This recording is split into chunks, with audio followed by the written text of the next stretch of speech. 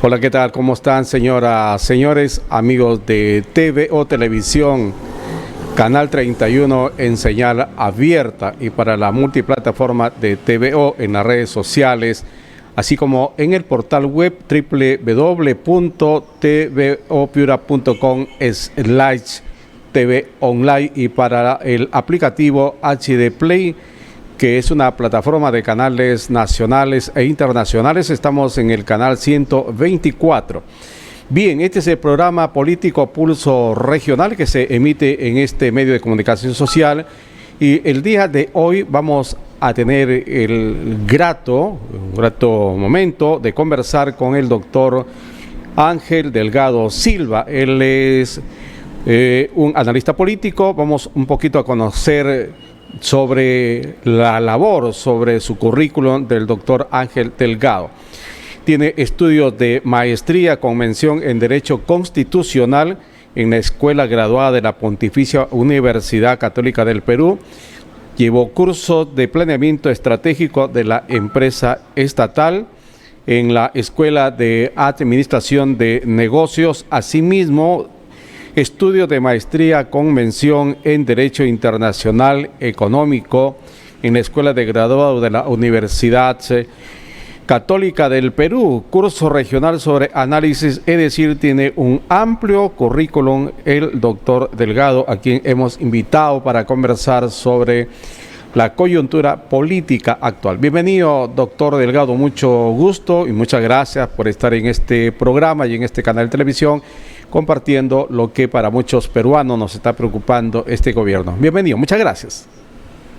Muy buenas noches, muy agradecido por la invitación. Un saludo a todos ustedes que hacen posible esta producción y al mismo tiempo a través del medio un reconocimiento a todos los amigos allá en Piura y en el norte del país. Muchas gracias. Muchas gracias también a usted. No sabemos hacia dónde nos está dirigiendo este gobierno. Es una preocupación de más de la mitad, diríamos, ya estamos en el 75% de este régimen. Acaba de cumplir 100 días. ¿Cuál es su radiografía, doctor Delgado, en torno a estos 100 primeros días del gobierno del señor Pedro Castillo? Vea, la señal está un poquito mal, le estoy entendiendo a medias, pero entiendo que usted me está pidiendo un balance de estos 100 días y yo quisiera decir lo siguiente: lo más novedoso y lamentable al mismo tiempo es que un gobierno que despertó tantas expectativas en un importante sector de la población, mucha gente que votó convencida que el profesor Castillo, justamente por sus orígenes rurales, su vinculación al Perú profundo, iba a entender esas realidades que quizás otros gobiernos no lo hicieron, iba a poner en marcha pues un conjunto de acciones tendientes a enfrentar los gravísimos problemas que hoy afrenta el Perú, que claro está que no son responsabilidad de él, sino que vienen de atrás, pero que el profesor Castillo iba a armar un equipo solvente, iba a diseñar un conjunto de políticas del corto plazo para remontar, por ejemplo, la debacle económica en que estamos viviendo, lo que significa una situación de pobreza para millones de peruanos, la falta de ingresos, la falta de trabajo, en fin, problemas vinculados a la inseguridad ciudadana que se ha generalizado a lo largo y ancho del país, y así podríamos nombrar. Sin embargo, lo que vemos a cabo de 100 días es que se ha producido una especie de entrampamiento en las alturas. El gobierno no termina de definir un equipo solvente de ministros debidamente acicalados y capaces para enfrentar los problemas del país, que son los problemas de la gente. Y más bien se ha enzarzado en una discusión interna al interior del propio partido de gobierno. Hay gente que, por ejemplo, siendo del partido oficialista, no le ha dado la confianza a la señora Mirta Vázquez. Y ve usted, a pesar que el Congreso de la República tiene una mayoría opositora al gobierno de Castillo, sin embargo, hay que reconocer que en 2 oportunidades le ha dado la confianza, tanto al gabinete del ministro Bellido, que tenía una serie de problemas muy serios, y él mismo era una persona confrontacional, y le ha dado después la confianza a la señora Vázquez y a su gabinete, a pesar de los problemas que existen. Entonces, el gobierno tiene todas las herramientas para desempeñar la función para la cual mereció la confianza del pueblo, esto es la tarea de gobernar. Y es ahí donde vemos debilidades, porque el gobierno elegido para gobernar no está gobernando como corresponde. Está en una actitud pasiva, como un carro atascado en el fango de una carretera después de la lluvia, que no camina ni para atrás ni para adelante. Eso a mí me parece muy grave, porque se debe estar produciendo una profunda desilusión en esas personas que creyeron y votaron por Castillo para justamente desde el poder del Estado, con la fuerza que significa el manejo de la cosa pública, empezar a resolver por lo menos los graves problemas que sufre la población luego de un año atroz marcado por la pandemia, por la destrucción del aparato productivo, las políticas terribles que se implementaron durante la época de Lagarto Vizcarra y su sucesor Sagasti, ¿no? Pero, repito, estamos en una situación de parálisis, y eso entonces yo creo que es una profunda desilusión. Y para terminar, la demostración de lo que yo estoy diciendo, y para que ninguno crea que yo estoy haciendo un análisis subjetivo e interesado, me remito a todas las encuestas de opinión, no a una, sino a todas las encuestas de opinión que se han emitido en función a estos 100 días, en la cual se verifica que el llamado periodo de gracia que tienen todos los gobiernos y que ha sido una tradición en la experiencia nacional, aquí se ha visto totalmente contradicho, porque tenemos un rechazo que supera por varios puntos a la aprobación del presidente de la República. El presidente de la República, luego de haber ganado las elecciones con un determinado número de sufragios, ha venido cayendo en la popularidad, y por lo tanto eso implica esta inercia y esta decepción que tienen los peruanos de un gobierno que debió a estas alturas por lo menos plantear un equipo solvente y definir cuáles van a ser las prioridades y las políticas para sacar al Perú adelante. No sé si usted de pronto maneja un historial, ¿no?, de los gobernantes. A mi entender, pareciera que es el primer gobernante muy limitado en toda la expresión, no conoce lo que es administración pública, no es un estadista, no es un personaje que diste de una capacidad y de una preparación. En ese sentido, ¿cómo vislumbra usted?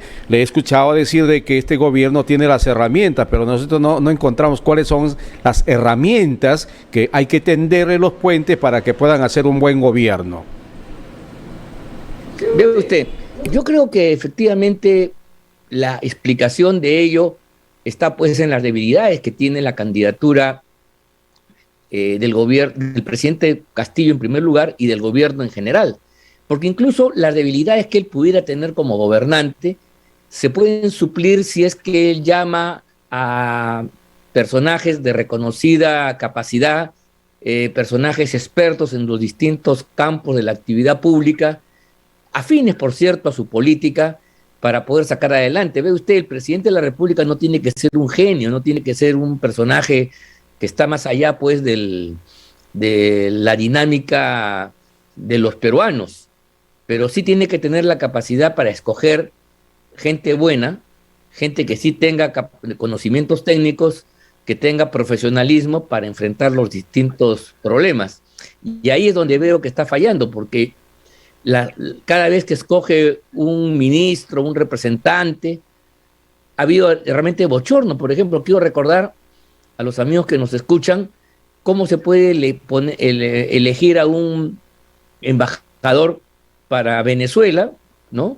Y más allá de lo que significa, ve, aquí no estoy haciendo juicios de valor en la política que sigue el señor, no estoy haciendo juicios de condena si el señor es radical, izquierdista, en fin, totalitario. No, estoy ahorita juzgando solamente los hechos y la performance. Entonces le pregunto, ¿cómo es posible que para Venezuela nombre un personaje que tiene un enjuague, tiene un problema con la justicia, y justamente cuando lo nombran le dictan un impedimento de salida por parte del Poder Judicial y el Ministerio Público? Eso es inaceptable.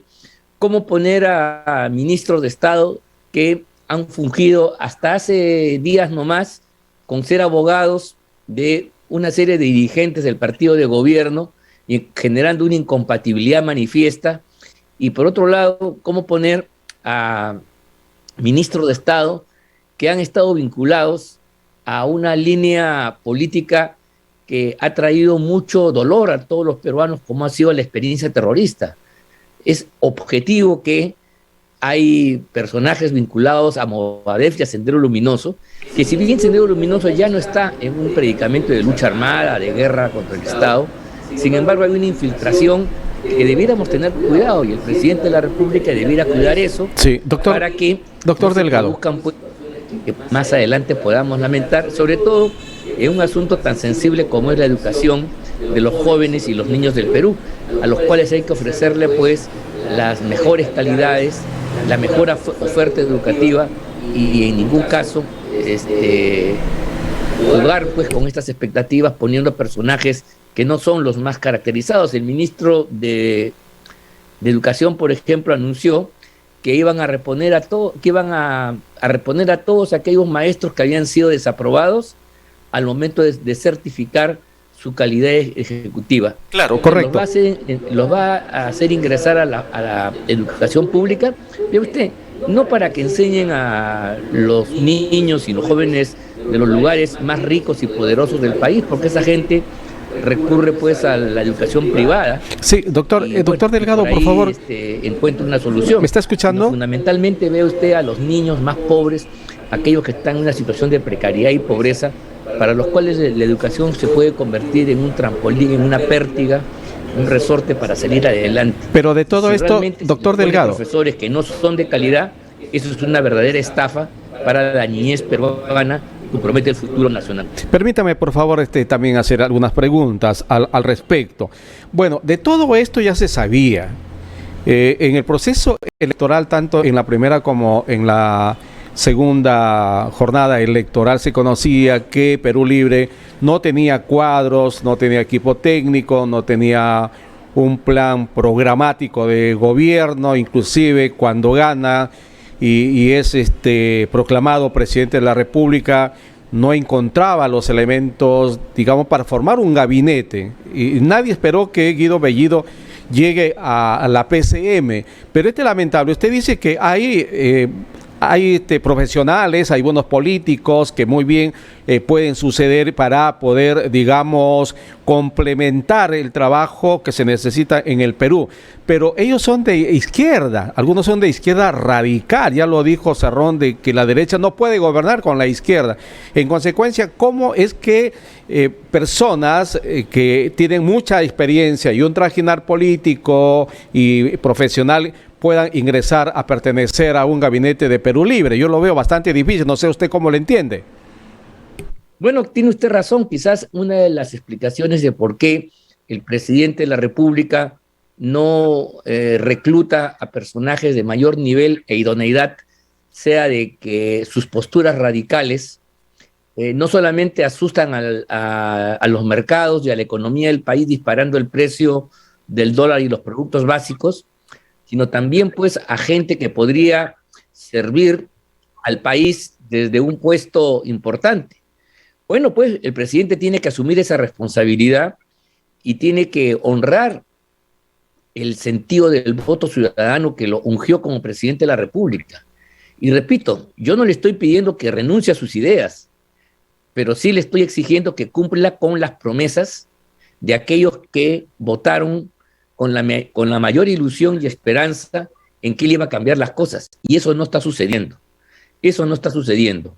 Yo creo que efectivamente ahí hay un lastre en una posición ideológica extremista que además no ayuda al desarrollo económico del país, pues tiene postulados estatistas, intervencionistas, que ya han fracasado en otras partes. Pero en fin, incluso dentro de esa gama, dentro de esa opción, ha podido escoger personas de mayor calado, personas de mayor inteligencia y mejores aptitudes, y no lo ha hecho. Ha preferido el compadrazgo, ha preferido los amigos, ha preferido a los paisanos, y esto lo dijo, ¿sabe quién?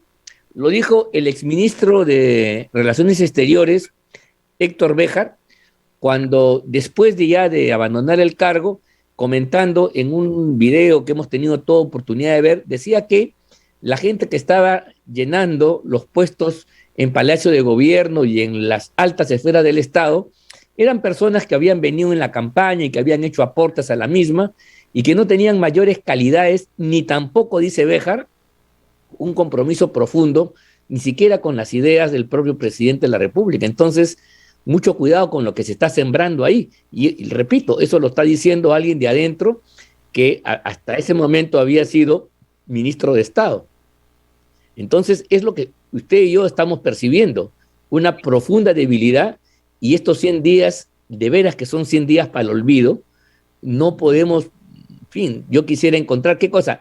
Lo único que se rescata es el proceso de vacunación, pero hay que reconocer que eso ya viene de atrás, y lo único que ha hecho el gobierno ha sido continuar una línea, cosa que está bien, porque podría haberla roto, podría haberla quebrado, podría haber abandonado. Bueno, reconozcámosle eso al sector salud, al ministro, pero él lo que está haciendo simplemente es cumplir un cronograma que ya se había anunciado antes de vacunación, y me parece bien que se hayan dispuesto los recursos del Estado para comprar un número de vacunas suficientes y no estar en una situación de escasez. Bueno, si quieren eso lo podemos reconocer, pero como usted comprenderá, esto es muy poco o casi nada en relación a las grandes esperanzas que los peruanos han tenido en el gobierno de Pedro Castillo, ¿no? Usted debe estar informado, es una persona que está bastante enterada y sobre todo sigue la información día a día. Por ejemplo, se había anunciado un paro de transportistas y prácticamente que el ministro de Transportes ha cedido con ello, ofreciendo dos cabezas de dos funcionarios. Una cayó, la de Sutran, y la otra que no puede, obviamente, porque se lo impide la ley. En ese sentido, el chantaje está prevaleciendo, doctor Delgado, con algunos gremios. Digamos, perdonar 52 millones producto de multas, yo considero de que no es lo más conveniente, porque si queremos normar, queremos que se respete la ley, empecemos por todos, pues, porque si no se va a empezar a respetar la ley, cualquier cosa puede suceder en este gobierno y en los anteriores que vengan. ¿Cuál es su postura frente a estas condiciones de los gremios que apostaron y ahora se han dado cuenta que las cosas no le están saliendo como ellos lo pensaron y están buscando acomodarse en este contexto? Escuchamos, doctor Delgado. Bien, yo creo que efectivamente la huelga que se anunció para esta semana y que ha sido suspendida por lo menos en parte, revela pues uno de los graves problemas. El precio del combustible, ¿no?, se ha venido disparando, y al dispararse la gasolina y el petróleo y el gas, que son, digamos, los carburantes que hacen que se ponga en marcha la economía y el transporte, esto implica que los fletes, el costo del transporte de las mercaderías y las personas se encarece sustantivamente. Y es ahí entonces que vienen las demandas y las presiones. Claro, el gobierno tiene que retroceder y quizás la puesta en marcha de alguna política que se vino haciendo atrás para poder mejorar las condiciones del transporte urbano se puedan postergar o dejar de lado, pero el gobierno ha logrado, digamos, en base a un conjunto de promesas que todavía no tenemos conocimientos cuáles son exactamente, frenar por lo menos por unos días esta movilización que iba a tener un duro impacto sobre la economía del país y quizás iba a bloquear muchas ciudades y iban a poder quedar en una situación de desabastecimiento.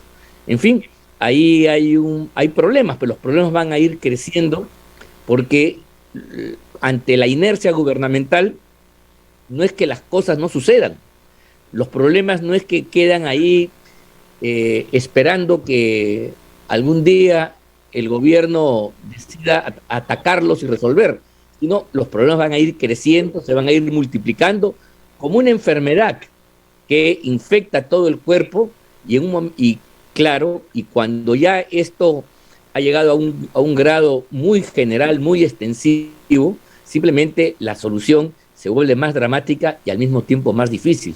Creo que eso es lo que está pasando, lamentablemente, con la ausencia de gobierno, que yo creo que ahí está la falla fundamental de este gobierno del señor Castillo. Claro, está provocando situaciones como esa y apenas han pasado 100 días. Esto es lo que algunos llaman la luna de miel. Entonces la pregunta es cómo serán los próximos años cuando ya no haya luna de miel y cuando ya existe un desgaste gubernamental y los problemas hayan cobrado una dimensión mucho mayor que la que tienen ahora. Y no solamente esto, sino la incertidumbre, que no se sabe. Por eso inicié yo la entrevista preguntándole cuál es el rumbo, hacia dónde nos lleva este gobierno.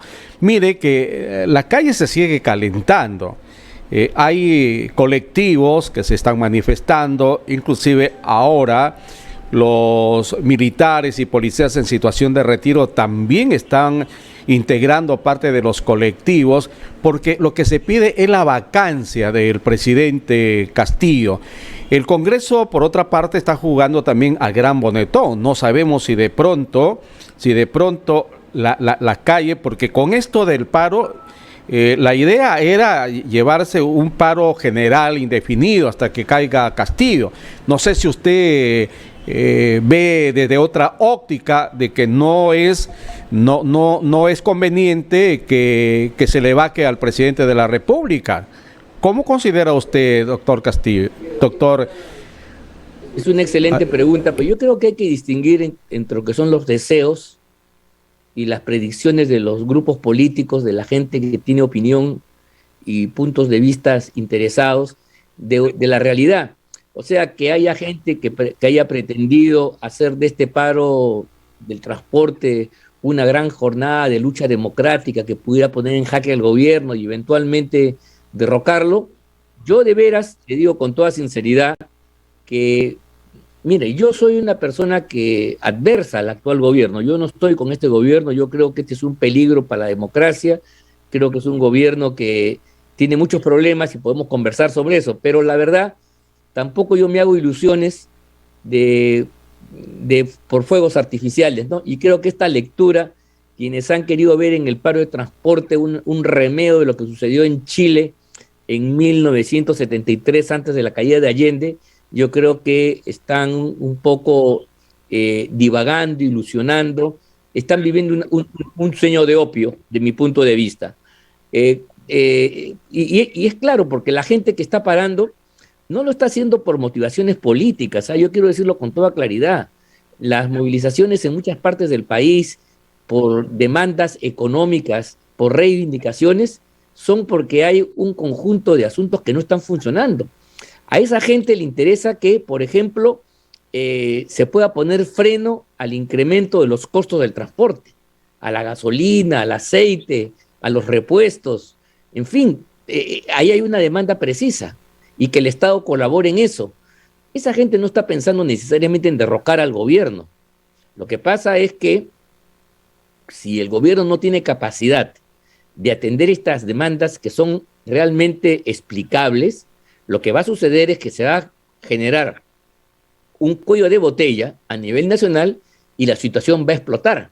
Pero repito, aquí no es que haya una mano negra ni una inteligencia que esté conspirando y viendo cómo le pone un cabe al gobierno, como el señor Castillo salió a decir el día de ayer y el día de hoy, y sus ministros dicen que hay una ofensiva. No, yo creo la verdad que estas reacciones, como de los transportistas, no son sino respuestas a la incapacidad del gobierno de haber logrado que los mercados se tranquilicen y que la economía logre un grado de estabilización.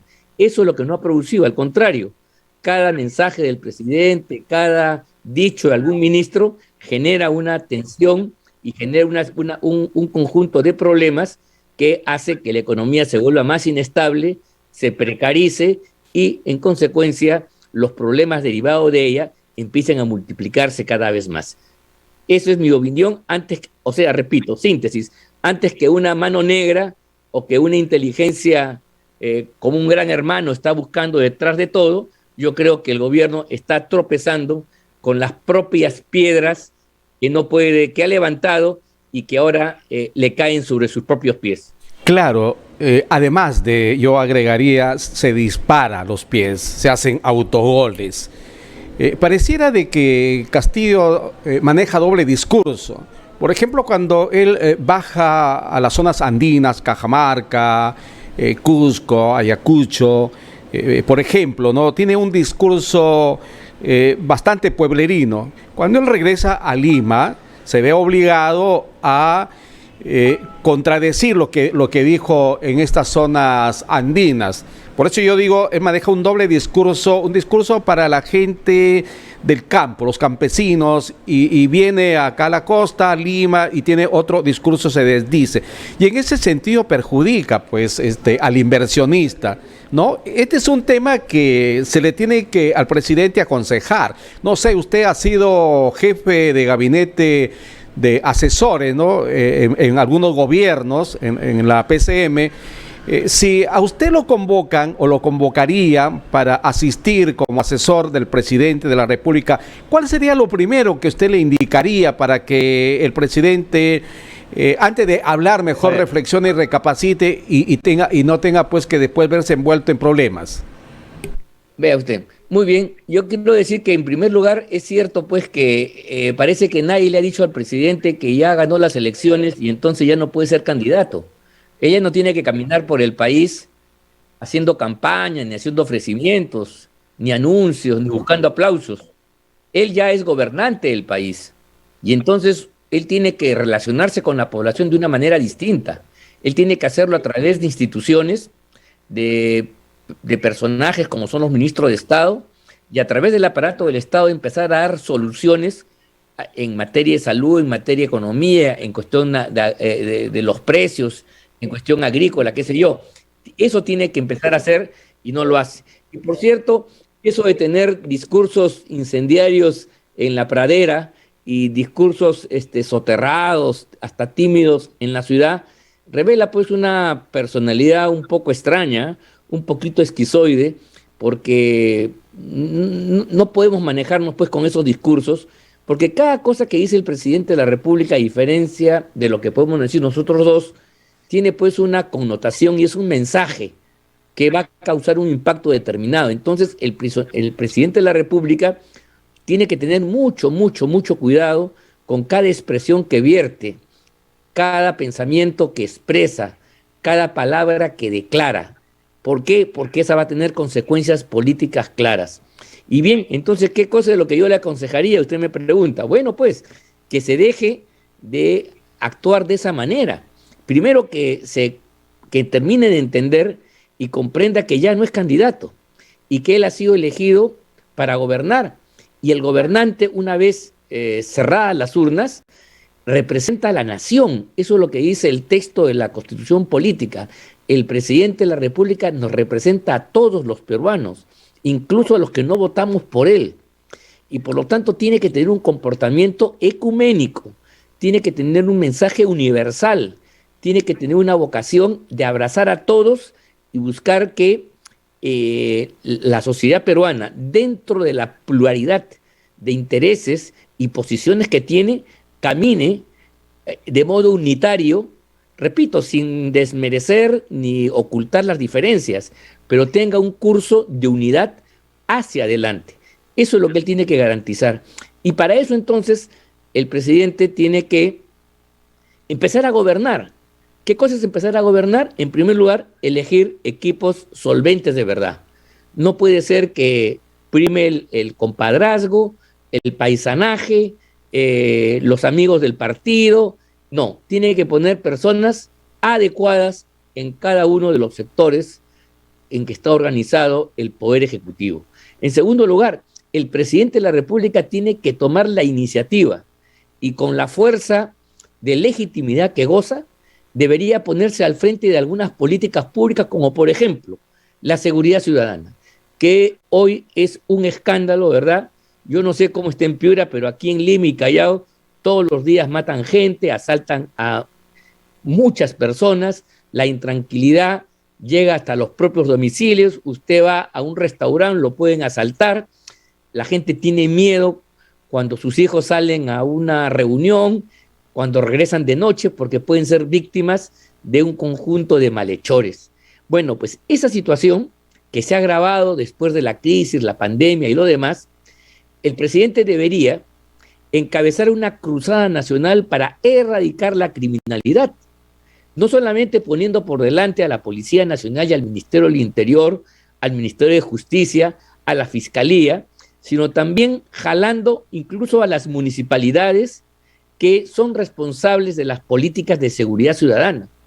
Yo creo de verdad que si el presidente se pusiera y llamara a todos los peruanos a una lucha contra el enemigo común, porque nadie quiere, ve usted, los criminales asaltan al hombre de derecha y de izquierda, al de centro y al de arriba y al de abajo. Esa es la verdad de las cosas. En consecuencia, contra ese enemigo común, el presidente podría llamar a una cruzada nacional encabezada por él mismo, y creo yo que todos saludaríamos esta iniciativa. Yo no creo que esto se pueda resolver en el corto plazo, pero sí demostraría una disposición por parte del jefe de Estado para enfrentar los graves problemas del país. Igual cosa habría que hacer en materia económica, en materia del desarrollo en el campo, en el tema de la Amazonía, y dejarse de las promesas generales que tienen contenidos más bien ditirámbicos, estentorios, pero que en el fondo no significan nada. ¿Qué quedó de la segunda reforma agraria, por ejemplo? Ha pasado ya casi un mes de eso, se hizo un anuncio. ¿Qué cosa dice el ministro del ramo, el ministro de Agricultura, al cual estoy seguro que ni usted ni yo recordamos su nombre? ¿Por qué? Porque no ha dicho nada al respecto. Yo creo que si esa fuera una de las líneas maestras del gobierno, inmediatamente después del anuncio que hizo en el Cusco, él debería pues estar especificando en Piura, en Chiclayo, en Cajamarca, en el centro, en Cusco, en Arequipa, en Puno, en qué consiste esta política de reactivar el agro, porque yo creo que es importante hacerlo. ¿En qué consiste? Entonces nos quedamos en una declaración que hace que las fuerzas de la oposición critiquen en base a lo que ellos creen, pero eso es culpa ¿de quién? Del presidente de la República y su gente, que no explica.